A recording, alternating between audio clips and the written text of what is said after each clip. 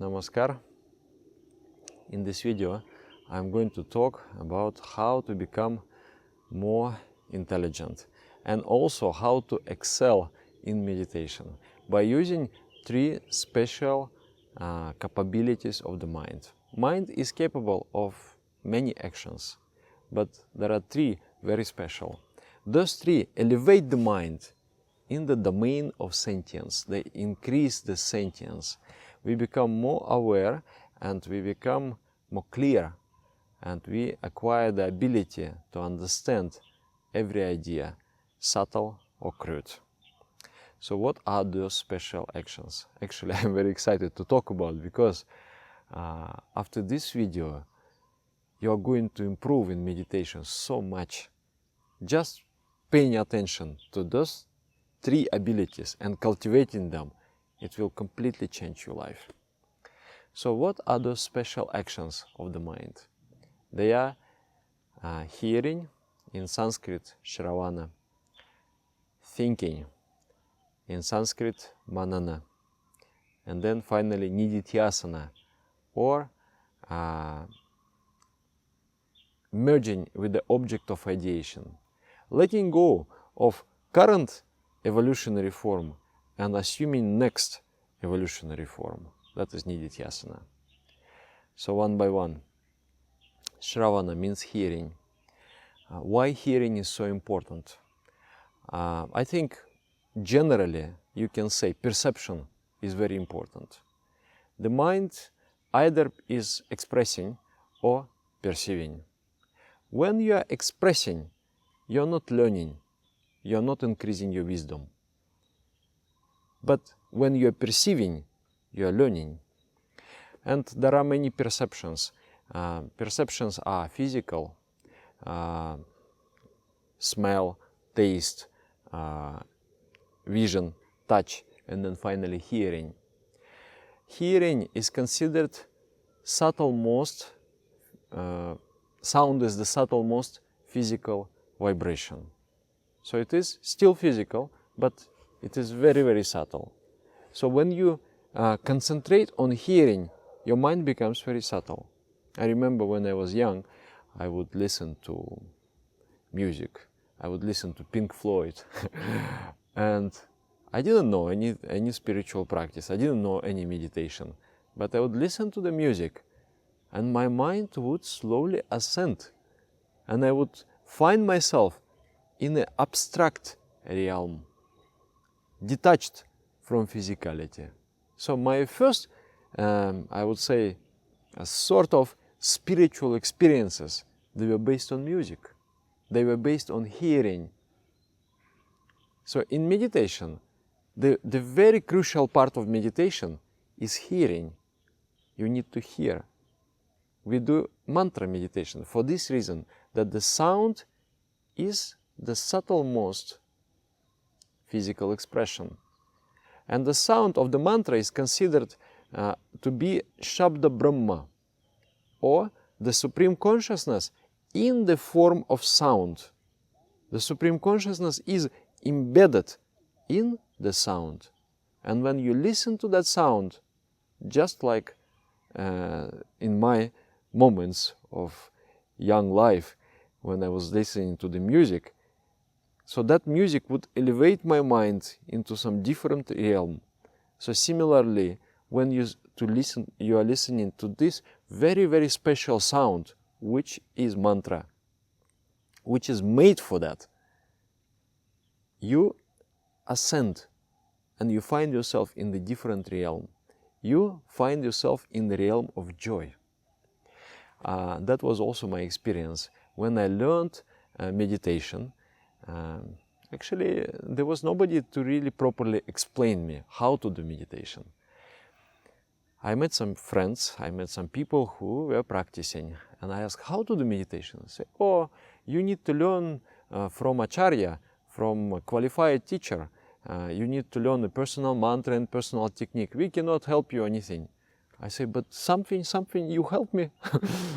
And they say, okay, you use this universal mantra, Bhavanam Kevalam. How to use? Just repeat it. Listen to it. Then I came home, I was very excited. I thought, okay, now finally I got something. Let me sit. I knew that I need to sit like this. I sat, I closed my eyes, and I started to repeat the mantra. And I would repeat, Baba Nam Kevalam. I would repeat and repeat and repeat, maybe for 5 minutes or 7 minutes. And because that was so new, so I really focused on that. I really was trying to hear it. And after 7 minutes, you cannot believe, I felt so much joy. I never felt so joyful for many years actually in my life.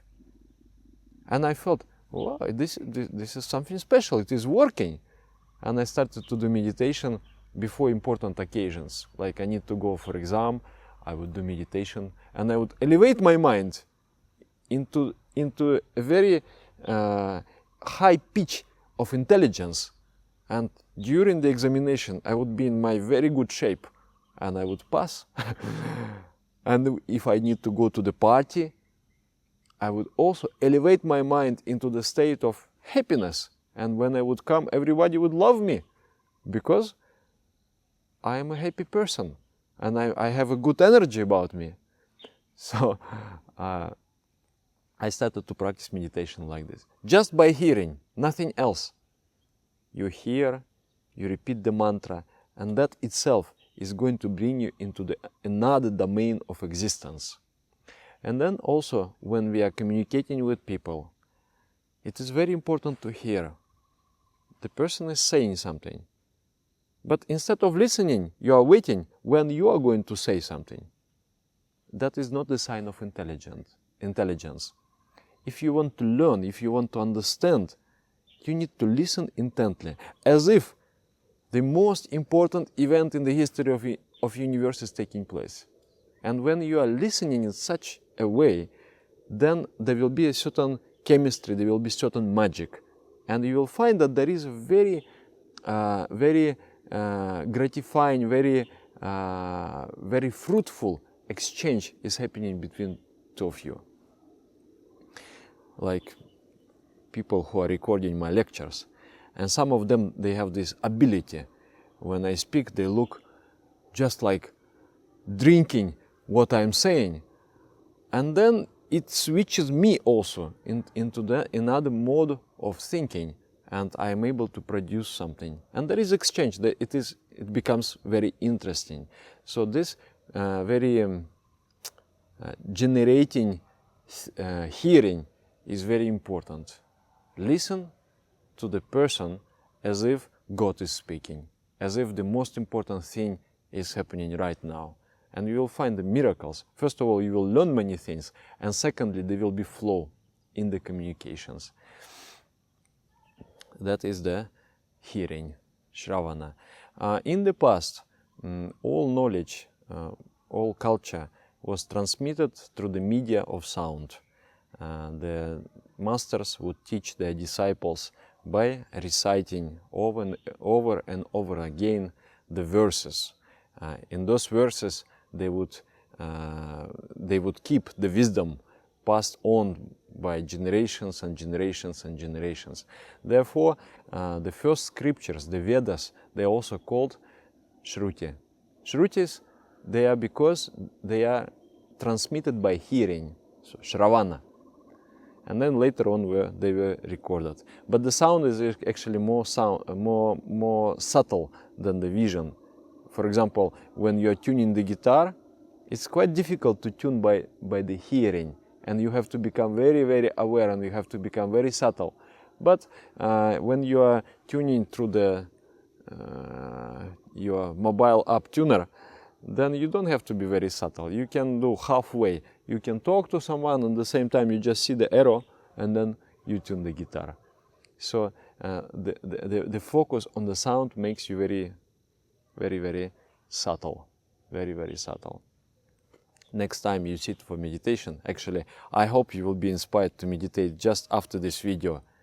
Just sit, close your eyes, make your mind very calm, and then repeat the mantra, Baba Nam Kevalam.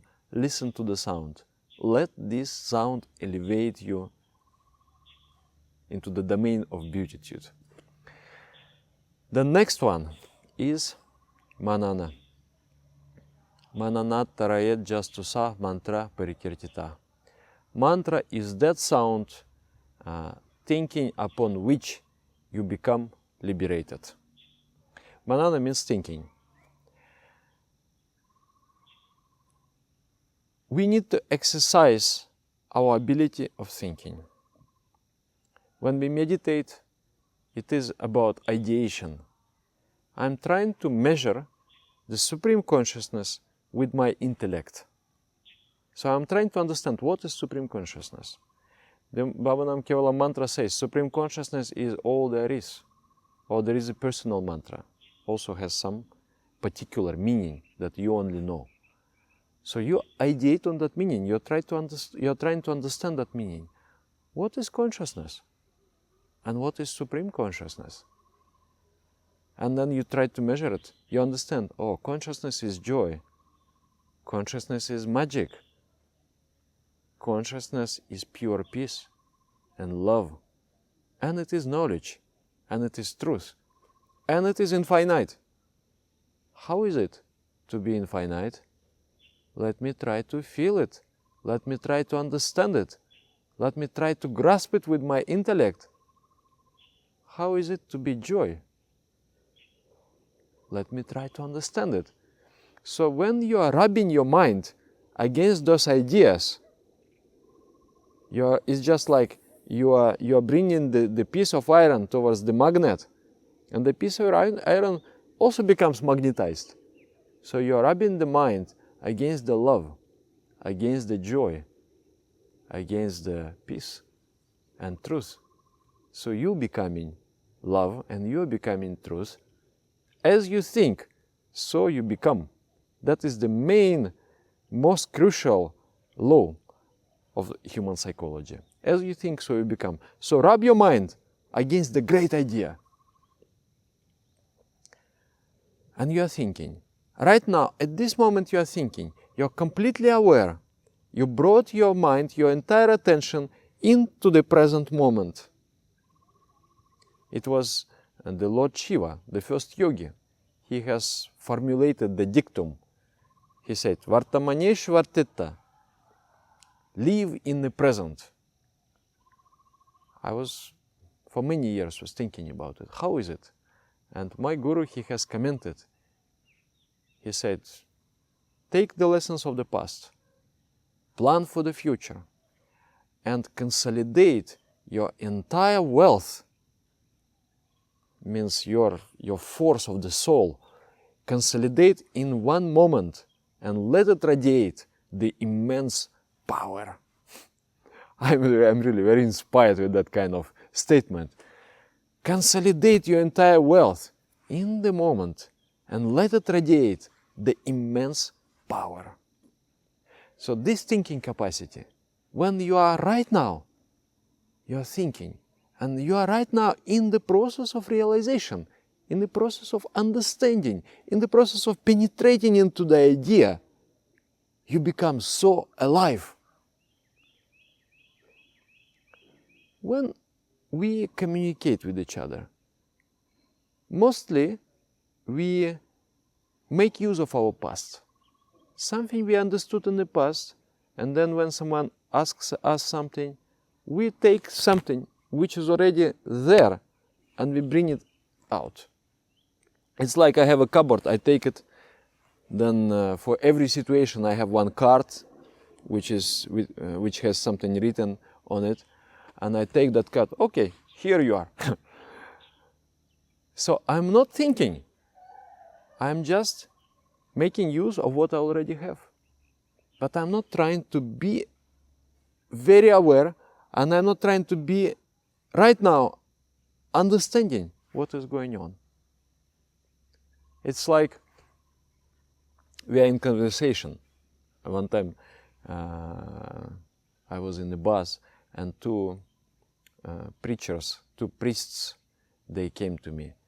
And they started to try to convert me into their religion. And I was very interested. just to know, to understand what they believe in. And so I started to ask the question. But very soon I got very frustrated because there was no conversation. They would just remember something from the book. And then I ask them something, they give me something from the book. If I want the book, I will read the book. But I want you. I want the spark of life. And then, but they were operating like this. Memorizing something and then giving. Memorizing and giving. Not thinking, not realizing, not going through the experience. It's like someone has cooked the food 20 years ago. And then you are offered that food. Do you want to eat that food? No. It is very stale. But if the food is being cooked right now, if this kettle, if this pot, if this oven is baking, boiling, cooking, and then you are producing the thought right now, it is hot, like a hot bun. And when you are eating it, you are enjoying. So in conversation, if the person is really engaged very much, if he is really using this capability of thinking, he becomes very, very attractive and he becomes very interesting person and very intelligent also. So both in day-to-day life and in conversation, in studying and in meditation, thinking faculty is very important. I was very much impressed by one of my meditation teachers. We were traveling with him to one city and I was doing some translations for him. And after his lecture, many people would come and they would ask questions. And I would be immediately ready with all my answers. They would ask and I already know. I know what to answer. And then he would never be ready. They would ask, he would contemplate, he would pause for a moment, he would contemplate, and then he would give such a beautiful answer. I would immediately feel that, oh, I was about to give such a shallow answer, but now he's giving such a deep and personalized answer. And everybody in the audience, they were like, a revelation. You are answering our most important questions, even we are not asking them. You are just feeling, you are just reading our minds. It was beautiful. And I thought that if I could ever become like him, really aware, really conscious, not just repeating what I have read from the book, but speaking something from my soul. I am experiencing something right now, I am thinking something right now, I am living moment right now. If you practice that, you are never the same. You are, every day, you are living in the present, not in the past. And therefore, every day, you experience something new. Just like a baby. Did you see the baby first time walking? It's just bursting out of joy. It's like, oh, what am I doing? This is so wonderful. So it is this feeling of wonder is our nature. When we are in the process of discovery, when we are in the process of knowing things, then we feel joy. So it is one of the important qualities of the disciple. The belief, I know nothing. Whatever I learned in the past, I know nothing. I want to learn. So if you feel that I know everything, that kind of pride is there. That pride creates staticity in the mind. The mind becomes stagnant. It's not flowing anymore. It's not like a spring, ever flowing and ever fresh. It becomes like a stagnant pool of water. So pride should not be there. There should be feeling that I know nothing. I'm a baby. I'm learning. And therefore I'm enjoying. So, and meditation creates that freshness. Because 2 times a day, every day, you are activating your mind. You are making it very, very active by trying to know the inner essence of the mantra. and it becomes the habit. And in day-to-day life, you're also in the process of discovery, and you're also in the process of joy. When people have this internal dynamism, they're always happy, and they're always curious. Even they heard things so many times, they want to hear 101 times more, because they want to understand deeper. They feel that, okay, I don't know, that was in the past, but now in this moment, I'm trying to relive it and re-experience it. So this is very, very, very interesting capability, and it makes us so alive and so interesting and so intelligent also. And the final capability of the mind is called nidityasana. Nidityasana is to merge with the object of ideation. In conversation, in studying, in trying to understand something, nidityasana is becoming what you are trying to understand. If you want to try to understand, let's say the baby is crying, you may get angry. But if you try to understand from within why the baby is crying, you will feel that, oh, maybe he has some pain, maybe he is hungry, and I need to give him some food. So you understand, you become that. You look at the person and you understand his inner needs, why he behaves in such a way, why he's like that. You yourself, you become him. So when understanding is there, then the love is there. That is the process of nidityasana. And in meditation, you try to understand the Supreme Consciousness, and to understand it completely, you have to become Supreme Consciousness, and you have to let go of your current personality. We are so attached to our current personality. We feel that this person, this body, this mind is me, but I'm not the body, and I'm not the mind. I am the eternal consciousness. So in meditation, I'm meditating on my eternal consciousness.